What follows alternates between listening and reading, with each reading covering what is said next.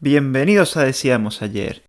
Para la historia de hoy, en la que un grupo de hispanos termina encima de un trozo de tierra a la intemperie, rodeados de agua y recibiendo cañonazos de barcos holandeses, tenemos que retroceder hasta 1556, año en el que Carlos I abdica en favor de su hijo Felipe, que desde entonces será conocido como Felipe II.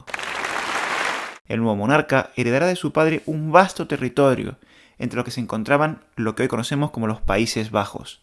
El cambio de gobernante no agradó demasiado a los nobles de esta región. Si a esto le sumamos la expansión del calvinismo por aquella zona, la tensión no hacía más que aumentar hasta que finalmente estalló en un conflicto abierto con la batalla de Hellingerle el 23 de mayo de 1568, dando inicio a lo que posteriormente se conoció como la Guerra de los 80 años.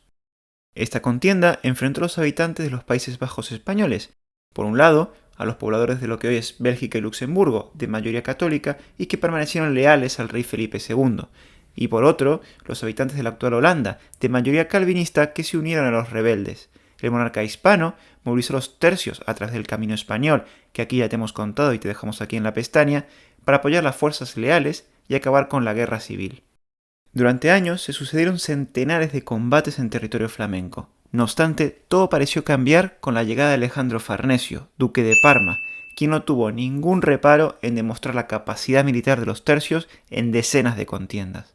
A pesar de las victorias hispanas, todavía había una infinidad de plazas que estaban en poder de los rebeldes, y eran multitud las que pedían auxilio a los españoles ante la presión enemiga, entre ellas Amberes. Para su pacificación, el duque consideró que era necesario contar con más tropas, para lo cual solicitó, entre otros, la ayuda del tercio liderado por don Francisco Arias de Bobadilla. Este destacamento se encontró luchando contra los ingleses junto a Álvaro de Bazán, cuya historia también te hemos contado y te dejamos también en la pestaña. Terminada aquella batalla, este tercio puso rumbo a Flandes. Finalmente, Farnesio inicia el asedio de Amberes sin esperar los refuerzos, consiguiendo finalmente su rendición en agosto de 1585. El avance de los hispanos estaba poniendo en serios aprietos a los herejes, por lo que Francia e Inglaterra envían refuerzos para contener el empuje español. Esto, unido a un problema de pagos en el ejército hispano, debido a que los valones creían que los españoles e italianos cobraban más que el resto, a los nuestros se le acabó la temporada de campaña y había que esperar a que pasase el invierno. Al haber terminado el sitio de Amberes, Bobadilla y sus hombres hicieron una parada en Namur, allá al no ser necesarios para la acción. Es aquí donde reciben nuevas órdenes de Farnesio. Ahora deberían dirigirse hacia Turnhout para ponerse a las órdenes del conde Carlos de Mansfeld. Una vez se encontraron con el conde, tomaron rumbo hacia el río Mosa, ubicado en el centro de los Países Bajos, para hacer la invernada. Además del tercio Bobadilla, las fuerzas de Mansfeld estaban compuestas principalmente por 3 tercios españoles: el tercio viejo de Sicilia, liderado por el maestre de campo Juan del Águila, el tercio viejo de Lombardía, al mando de Cristóbal de Mondragón, y el de Agustín Íñiguez, además de ellos 2 tercios italianos, un regimiento de valones y 4 de alemanes. Las fuerzas de Mansfeld irán acampando en la línea del Mosa hasta Bolduque. Cuando llegan a esta ciudad, los tercios de Íñiguez, Bobadilla y Mondragón, con 6 piezas de artillería y una compañía de arcabuceros a caballo, se dirigen al norte de la misma con el objetivo de establecer sus cuarteles de invierno en la isla de Bommel, situada entre los ríos Mosa y Val. Para llevar a cabo la operación, la propia ciudad de Bolduque les ofrece todo lo necesario para cruzar el río para que se establezcan en la isla. Una vez que las tropas lo consiguen, Mansfeld deja a Bobadilla al mando de todo el contingente y pone rumbo a Erpen para reunirse con el tercio del Águila que había acampado allí. Sin embargo, no iba a ser todo tan fácil. Los rebeldes calvinistas decidieron que iban a dar una lección a los tercios hispanos que tantos problemas les habían causado últimamente. Armaron alrededor de 200 navíos en las villas de Holanda y Zelanda con la idea de navegar por los ríos, abrir los diques y que el agua se encargase de las tropas ubicadas en Bommel. Así conseguirían de un plumazo borrar a la columna vertebral del ejército hispano y revertir todos los avances de los españoles durante el último año. Al mando de la flota se puso el conde de Olac, quien reunirá el contingente en la villa de Dordrecht. Desde allí se dividirá en 2 grupos, uno avanzaría por el Mosa y el otro por el Val. La flota rebelde llegará por el norte de la isla de Bommel el día 2 de diciembre, y allí cortará el dique que se encontraba en Salt-Bommel, comenzando a inundar los terrenos bajos. Sin embargo, cuando intentaron hacer lo mismo con el dique de Kerkdriel y Rossum, no pudieron hacerlo aunque lo intentaron varias veces, ya que la defensa de los hispanos los rechazó una y otra vez. Gracias a esta defensa se consiguió que la inundación fuera más lenta y evitó que los dos ríos se desbordaran a la vez, dando una oportunidad a los nuestros para sobrevivir.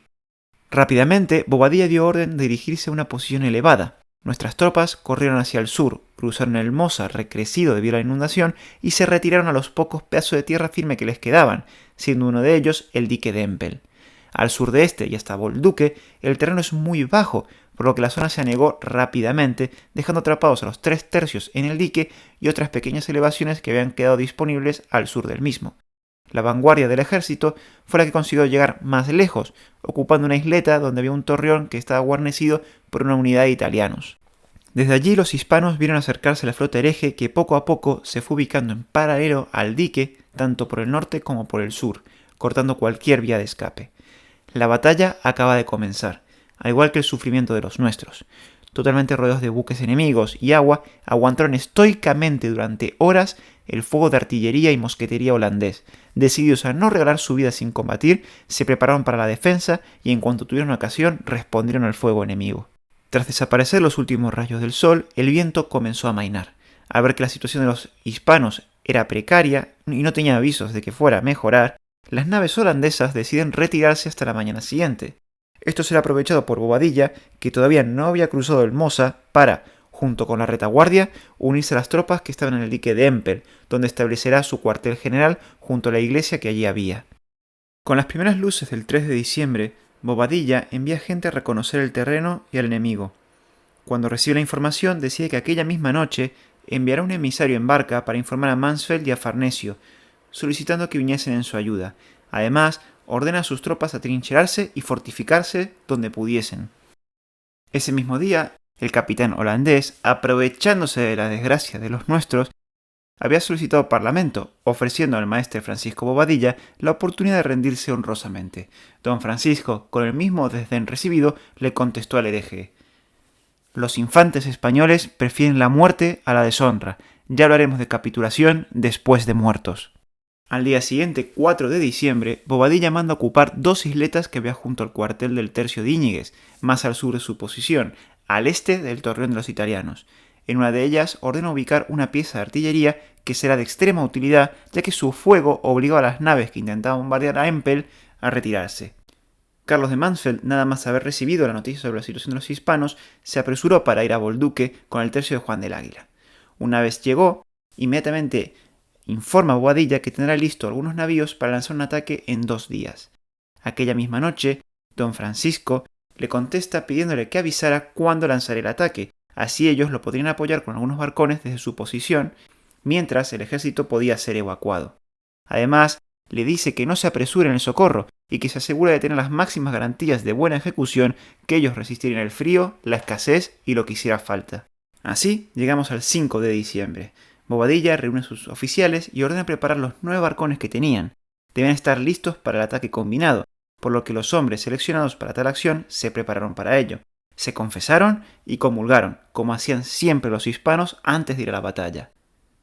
Aquel mismo día, Bobadilla y 2 capitanes pasan a la isleta del torreón de los italianos para consultar con algún soldado flamenco que había entre las tropas allí atrincheradas si existía algún vado donde las embarcaciones enemigas no pudieran acceder para poder utilizarlo a su favor. Uno de los flamencos informa sobre uno, pero que debían comprobarlo. Por lo que el maestre de campo, aprovechando que necesitaba enviar unos despachos a Mansfeld, a plena luz del día, envía en una barquilla a uno de sus capitanes junto a otros 3 soldados escogidos por el propio capitán. Los 4 hispanos zarpan desde la isla de los italianos hacia el sur, con el objetivo de llegar al dique de Rossmann. Sin embargo, no iba a ser un paseo fácil, ya que los rebeldes los descubren rápidamente e inician su persecución. Esta acción deja al descubierto, para los nuestros, que el terreno no era como habían creído, por lo que el plan de evacuación resultaba imposible por esa vía. Nuestros hombres logran llegar a tierra, pero algo desorientados, lo que da tiempo a los rebeldes a alcanzarlos y comenzar a dispararles, por lo que los nuestros comienzan a correr tierra adentro. Sin embargo, el capitán es alcanzado por una bala que lo tira al suelo y no le permite seguir, pero consigue arrojar las cartas a los soldados que van delante de él.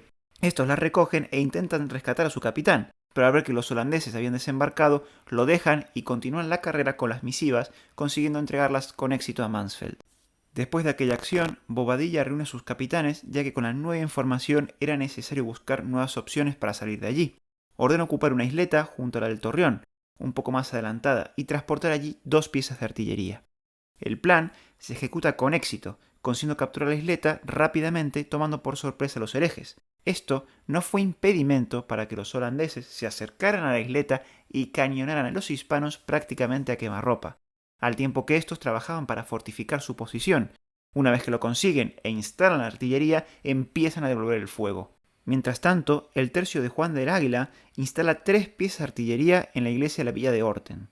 Los hispanos tuvieron que tirar de la artillería ellos mismos los 2 kilómetros que había de Bolduque a la villa de Orten, cuando normalmente eran movidas por tiros de 50 a 80 caballos. Estos cañones, sumados a los instalados por los tercios de la isleta, podían someter a fuego por norte y sur a los navíos holandeses que pasaban por aquella zona, dificultando el movimiento de estos en un área que era clave para la vía de escape de los nuestros. En la madrugada del 6 de diciembre, los hispanos descubren que, al amparo de la noche, los holandeses habían desembarcado en 2 isletas cercanas a las que ellos acababan de conquistar, y se habían fortificado allí, lo que echaba por tierra el plan de los hispanos de escapar por aquella zona. Esto supuso un golpe bastante grande a la moral de las tropas, ya que dificultaba aún más la ya difícil maniobra de evacuación. Además, como los posibles pasos estaban ocupados por los holandeses, uniendo 2 más de los que pensaban, nuestros soldados se ven atrapados por agua y tierra, con un espacio tan limitado que apenas cabían los 5.000 hombres que allí había. A lo que hay que sumar el frío, el hambre y las cuantiosas lluvias de aquellos días. Tanta agua caía que incluso estaba subiendo el nivel de las aguas, amenazando con inundar los diques donde se encontraban. En esa misma madrugada, Bobadilla recibe un mensaje de Mansfeld informando de que había conseguido reunir unas 50 barcazas. Para coordinar el ataque, le haría señales que consistirían en fuego y humo desde la iglesia de Orten, y además se dispararían 2 piezas de artillería. Bobadilla, sin tiempo que perder, manda a los hombres escogidos a embarcarse, ya que esperaban que el ataque fuera por la mañana. Los hispanos amanecieron con los ojos clavados en la iglesia de Orten, pero no había ni humo, ni fuego, ni la artillería fue disparada. Don Francisco se esperó lo peor, y llegó a la conclusión de que Mansfeld habría tenido algún contratiempo. Ante un posible fracaso, Bobadilla busca recuperar la opción que los holandeses les habían arrebatado, por lo que centra su atención sobre las isletas que habían ocupado los herejes. Al ver sus débiles fortificaciones, manda a los suyos a disparar artillería sin descanso durante 2 horas, causándoles importantes daños.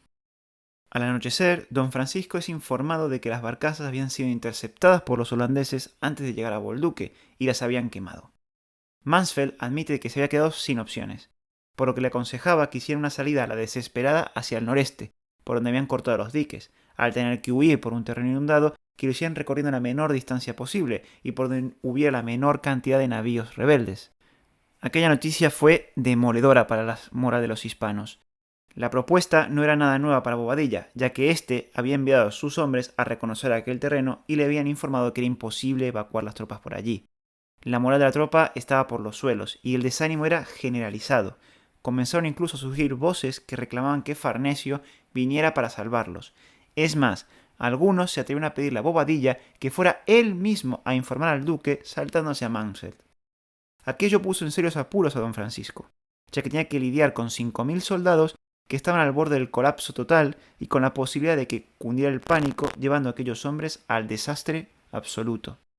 Por si fuera poco, aquel día a nuestros soldados se les habían acabado las provisiones, y según algunas crónicas de la época, a aquellos hombres solo les quedaba perder el sufrimiento. Ante tantos frentes abiertos, hambre, frío, el disparo de los enemigos, todo a la intemperie, Bobadilla reúne a sus capitanes y soldados para recordarles todas las medidas que intentaron tomar para salir de allí, que todos habían hecho lo posible para librarse, pero sin éxito.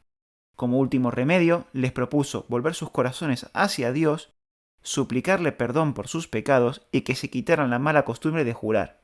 Haciendo esto, se tenía por seguro que Dios vendría en su ayuda. Con nuestros hombres encomendados a Dios, llegamos al 7 de diciembre, día en el que empezó a soplar un viento tan gélido que, sumado a los cañones de los rebeldes, obligó a los nuestros a encontrar refugio donde fuera. Los que no tenían uno empezaron a cavar trincheras donde esconderse. Uno de aquellos hombres, mientras cavaba la suya, encontró una tabla con la imagen de la Inmaculada Concepción con los colores tan nítidos que parecía que se acababa de hacer. Rápidamente acudieron otros soldados y se regocijaron ante aquel descubrimiento, y entre todos la pusieron en una pared de la iglesia frente a la bandera de las compañías, y el padre Fray García Santiesteban hizo que todos los soldados le dijesen una salve que se repitió durante un tiempo más. Con la moral recuperada ante el descubrimiento, Bobadilla llama a sus capitanes en consejo porque había llegado el momento de decidir qué hacer, ya que no estaban dispuestos a dejarse morir encerrados a manos del hambre sin que aquellos herejes sintieran su rabia y valor. Bobadilla propone quemar las banderas y estandartes, hundir o enterrar la artillería y con los barcones atacar por la noche a las galeotas más grandes de los enemigos para intentar capturarlas o perder la vida en el intento. Ante la última de Bobadilla, los capitanes estuvieron de acuerdo. Incluso hubo alguno que propuso que si el asalto fracasara, que los hombres se mataran unos a otros, lo que fue descartado de inmediato y se ordenó que no se hablara de semejante salvajada. La noticia de que los tercios intentarían hacer un escape a la desesperada llegó hasta el pueblo de Bolduque, donde los católicos locales, todos flamencos, se ofrecieron voluntarios a cruzar hasta las dos isletas más cercanas para ayudar en el combate, e incluso mandaron mensajeros a los pueblos de alrededor pidiendo voluntarios para ayudar a los nuestros. Mansfeld, por su parte, trata de convencer a esta gente de que aquello era una locura y de que no llegaría a ninguna parte, consiguiéndolo finalmente, por lo que los ciudadanos de Bolduque comenzaron a rezar y procesionar por toda la ciudad. Estos esfuerzos, unidos a los hispanos atrapados, empezaron a dar sus frutos, ya que Dios parecía intervenir con un frío tan gélido que comenzó a helar las aguas. Esa misma noche, Mansfeld escribe a Bobadilla que al amanecer del 8 de diciembre habría 4 piezas de artillería en el dique de Rosmalen, y que desde allí batirían a las embarcaciones rebeldes. Aprovechando la confusión, intentaría enviarle provisiones para que se fuesen sosteniendo. Además, le pidió que se preparase para ocupar una isleta donde se habían ubicado los holandeses, y que plantasen allí artillería para echar a los rebeldes. Por otra parte, le comunica que había consultado a personas conocedoras del terreno si existía algún lugar vadeable hasta tierra firme, pero no era así. Sin embargo, le habían planteado la posibilidad de romper un dique junto al río Mosa en la villa rebelde de Heusden, cuya campiña es aún más baja, lo que podría provocar que bajara el nivel del agua y que pareciese algún punto vadeable por el que poder escapar. Mansfeld no esperó ninguna respuesta de Bobadilla y ya había enviado 300 hombres a romper el citado dique. Estos hispanos lo consiguen, pero el plan no sale como esperaban. El nivel del agua aumentó en 2 codos, dejando a los tercios atrapados con aún menos espacio. A pesar del contratiempo, los nuestros y los ciudadanos de Bolduque continuaron rezando con aún más ánimo y fervor al ver que las condiciones meteorológicas seguían empeorando a gran velocidad. Nada más comenzar el 8 de diciembre, el día de la Purísima Concepción, Mansfeld ordena disparar artillería contra las embarcaciones enemigas, lo que provoca que éstas comiencen a alejarse, quedando de espaldas a las islas que tenía que tomar Bobadilla. Este, rápidamente, envía 200 hombres y 3 piezas de artillería en los barcones. Se les ordena salir al amparo de la oscuridad, sigilosamente, con las mechas encendidas pero cubiertas para que el enemigo no los detectara. Sin embargo, en el momento del desembarco, a uno de los arcabuceros se le enciende un frasco de pólvora, lo que alertó a los holandeses que empezaron a huir hacia los barcos ante la cometida de los hispanos. Sin tiempo que perder, los nuestros instalan las piezas de artillería para disparar contra las naves rebeldes. Mientras tanto, el frío se había vuelto tan gélido que las aguas se seguían congelando a gran velocidad. El hielo ya tenía un grosor de 22 centímetros en ciertas zonas, algo que solo pasaba en enero y nunca tan rápido, ya que normalmente tardaba 20 días en formarse. Los holandeses eran conscientes del peligro que corrían si la helada continuaba y quedaban atrapados, así que a partir de la medianoche de aquel 8 de diciembre comienzan a salir apresuradamente de la campiña inundada hacia el Mosa, que por su profundidad era más difícil que se congelase. Bobadilla, ante la maniobra de los herejes, ordena ubicar abundantes arcabuceros y mosqueteros en las trincheras ubicadas a la altura donde los diques estaban cortados y daban entrada al Mosa, que es por donde debían pasar en procesión las naves holandesas. A medida que las naves fueron pasando, los hispanos las despedían disparando todo lo que tenían y lo más rápido que podían. Incluso los cañones que estaban en otras isletas se reorientaron para aportar su granito de plomo a la despedida de los rebeldes, disparando con toda la furia posible. Alrededor de unos 300 rebeldes perdieron su vida en aquella acción. Ante el total cambio de las circunstancias, los holandeses gritaron a los españoles que no era posible sino que Dios era español, pues había usado con ellos un tan gran milagro y que nadie en el mundo sino Él, por su divina misericordia, fuera bastante a librarles de aquel peligro y de sus manos. Acto seguido, Bobadilla centró su atención en las dos isletas de los holandeses que impedían su progresión hacia tierra firme. Parecían abandonadas tras la desbandada general, así que, 2 horas antes de que amaneciese el 9 de diciembre, se dirige a una de ellas, la que se encuentra enfrente del torrente de los italianos, con 2 de sus capitanes para comprobar si efectivamente es así y ocuparlas. Antes de salir, ordena a sus hombres que se preparen en los 7 barcones que quedaban para actuar en cuanto recibiesen una orden. Una vez llegados a la isleta, se encuentran que todavía estaban ocupadas y que había una embarcación holandesa junto a ellas. También comprueba que toda la campiña hacia el dique de Rosmalen está totalmente congelada, sin posibilidad de ser navegada, y hacia el otro lado, es decir, hacia Bolduque, había una nave holandesa, pero no se distingue exactamente cuántas, por lo que decidió esperar que terminara de amanecer para tener una mejor visión de la situación. Una vez hubo luz suficiente, se comprobó que había 6 naves enemigas cerca de las fortificaciones, y con muchos soldados dentro de ellas. En ese momento, uno de sus capitanes, Juan de Valencia, se ofrece voluntario a tomar las fortificaciones, gesto que fue agradecido por el propio Bobadilla, por lo que éste envía 5 barcones a tomar las isletas. En este momento el proceso de congelación se detuvo, y el hielo comenzó a ablandarse, lo que permitió que algunos navíos rebeldes volvieran a penetrar en la campiña. En este caso, entraron por otra cortadura en los diques que se había hecho aguas abajo de Empel, para no tener que pasar por donde los hispanos habían apostado a sus arcabuceros. Cuando los españoles, que se estaban dirigiendo a tomar las fortificaciones, vieron el movimiento de las naves enemigas, aceleran el paso para poder llegar a la isleta antes que los holandeses. Utilizaron los remos y las culatas de sus armas para romper el hielo y seguir avanzando. Empezaron a surgir voces que pedían volver y desistir en el intento, ante lo cual los capitanes ordenaron continuar, superando todas las dificultades porque ellos habían salido a ganar los fuertes y que por ningún motivo podían dejar de intentarlo. Cuando estuvieron a menos de 100 metros, los rebeldes comenzaron a huir de las fortificaciones precipitadamente con la intención de embarcarse en los navíos cercanos, tras lo cual escapan a las cortaduras del dique donde estaban el resto de embarcaciones. Y este es un momento clave, ya que al conseguir tomar esta isleta se garantizaba la salida de los nuestros de aquella trampa, ya que a pesar de que se deshelase y volviera toda la flota enemiga, ya no tenían la fuerza suficiente para impedir el paso a tierra de las fuerzas hispanas, debido a la poca distancia que ya había y al apoyo de la fuerza y artillería de tierra unida a la de las propias isletas. Cuando Bobadilla vio que la operación iba a acabar con éxito, ordenó trasladar a todos los heridos al torrente de los italianos, y Mansfeld envió una galeota a recogerlos. Así consiguieron evacuar unos 300 heridos, donde el propio Bobadilla ayudó personalmente a su traslado. Mientras tanto, el resto de soldados inician la operación de evacuación en los barcones disponibles, sumados a las embarcaciones que los ciudadanos de Bolduque habían fabricado para esa ocasión. Mientras los hispanos rompían el hielo para zarpar, Mansfeld se acerca con un cargamento de pan para los hombres, así tenían algo que echarse a la boca mientras avanzaba la operación, lo que aumenta la moral de aquellos soldados que llevaban 8 días mal comiendo. Roto el hielo, comenzó la evacuación con el primer viaje, donde se transportaron las banderas y estandartes.